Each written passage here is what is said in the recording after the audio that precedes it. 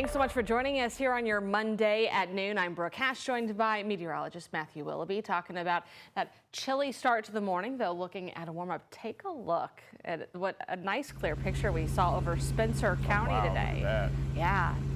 Look at all the fall colors. There are a few still around over Taylorsville. Enjoying the sun today, because Matthew, you said this morning, this will really be the only time this week we're going to see it. Yeah, honestly, yeah, get used to that view at least for today, because it is definitely going to definitely going to change as we go towards the next several days. So we're talking some rain chances. That's really going to probably wipe all those leaves away, to be honest. This is the last time to get the fall photos in with the family. Yeah, absolutely. I think we're past peak at this point, but still some decent colors out there for us for this afternoon. Overall, so beautiful blue skies overhead.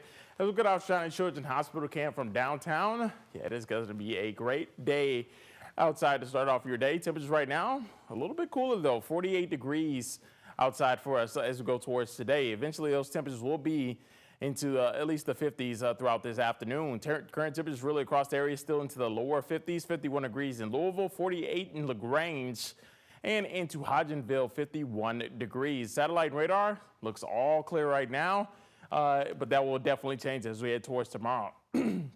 As we look at places like Jasper, still seeing a few clouds roll in, but overall still seeing nice and gorgeous just across that lunch hour.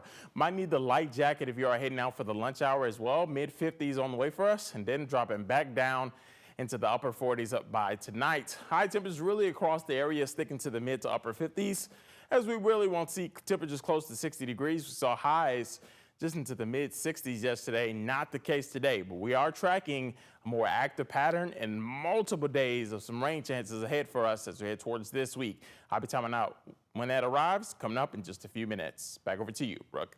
All right, Matthew, a major improvement to another Louisville interstate begins today. The $50 million project on I-71 will make improvements to the interstate, widening its 4 to 6 lanes. Construction will be at the I-65 and 71 interchange near Frankfort Avenue, then over to the Zorn Avenue interchange. Overnight lane closures may happen and will go from 7 p.m. to 5 a.m. starting today.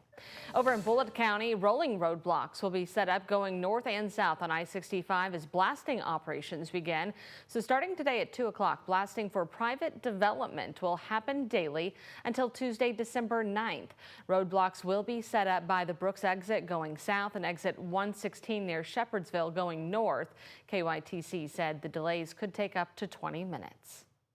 Today, the Indiana Law Enforcement Training Board is starting the process to potentially decertify a local sheriff.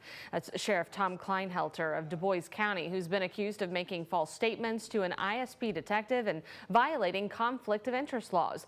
We've been covering this story for months now, and while Kleinhelter has not been officially charged with any crimes, today the subcommittee on decertification notified him of his internal charges and set a trial date for April. Our Focus reporter Travis Breeze is in Indianapolis and will be sharing what came from today's meeting today at 4. LMPD is looking into a shooting in the Bashford Manor neighborhood that killed a man. Officers responded to a call just after midnight Sunday on Kemmons Drive for a man who told police he'd been shot. He later died at the hospital. Anyone with information is encouraged to call that anonymous tip line at 574 LMPD. A suspect in a deadly shooting will face a judge this afternoon. Last week, a grand jury indicted 36-year-old Dantes Deshawn Edwards on multiple charges, including complicity to murder for shooting on West Market Street back on September 28th. LMPD said a man shot at the scene later died. Edwards is already at Metro Corrections on an unrelated charge. His arraignment scheduled for 3:30 this afternoon. Kentucky Attorney General Russell Coleman is accusing 2 Hardin County business owners of taking advantage of Kentucky veterans. In a news release, Coleman said C&P Garage and its 2 owners, 65-year-old Carlos Fernandez and 60-year-old Patricia Parrott, are charged with theft by unlawful taking.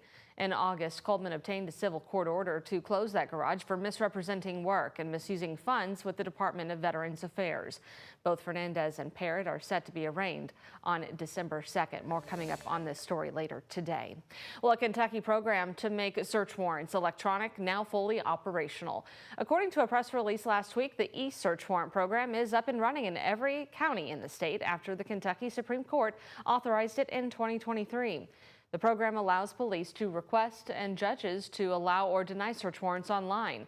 As of Thursday, more than 6,000 search warrants have been requested, with more than 4,000 executed. Less than 80 were denied, and more than 1,000 are still waiting to be executed since the program began in 2022. The Louisville Fire Department is looking into what caused a vacant building in Portland to collapse over the weekend. LFD responded to that collapse just after 4 o'clock Saturday near 25th Street and Griffiths Avenue. No one was inside at the time. Drain Morris, though, witnessed that collapse. And a buddy of mine said, "Do you hear that?" And I was like, "What?" And a loud cracking followed by one of the biggest gas clouds I've seen. Everybody started running. Kids were getting off the bus. We were trying to get them as far away as we could. LFD turned the property back over to its owner for inspection while their investigation continues. Hoosiers woke up to full balances on their SNAP cards today. State officials said people should have started receiving them Sunday. And the same in Kentucky. Kentuckians saw their benefits come back too. Governor Andy Beshear said his state employees worked overnight on Friday so families could see those benefits up again on Saturday. Governor Beshear joined 24 other states plus D.C. in challenging the Trump administration's decision to suspend SNAP. More than 600,000 Kentuckians and nearly 600,000 in Indiana went without federal food assistance during the longest government shutdown in our history. And we know families are still struggling to put food on the table. If you or someone you know needs help, or if you'd like to donate, text the words "food pantry" to the number there on your screen. That's 582-7290. We'll send you a direct link, a guide right there to your phone.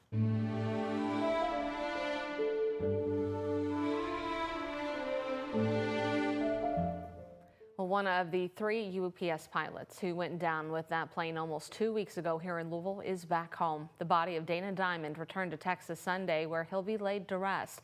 As a group from the Independent Pilots Association right there, UPS pilots saluting as the remains of Captain Diamond return to the Lone Star State. All 14 people who died during that crash have been identified. The other pilots on that flight include First Officer Lee Truitt and Captain Richard Wartenberg. 11 other people were killed on the ground. The Environmental Protection Agency finished its work at the crash site. In a statement, the Kentucky Department for Environmental Protection said it will remain on site to finish cleanup while the EPA is on standby. So far, crews have received and recovered more than 626,000 gallons of oil water mix from Louisville waterways. Surface water sampling that started back on November 8th continues daily along the drainage channels leading into the Salt River. You can get the latest on that UPS crash, including our streaming special, Remembering UPS Flight 2976. Just go to WHAS11.com or download the free WHAS11 app to your smart TV.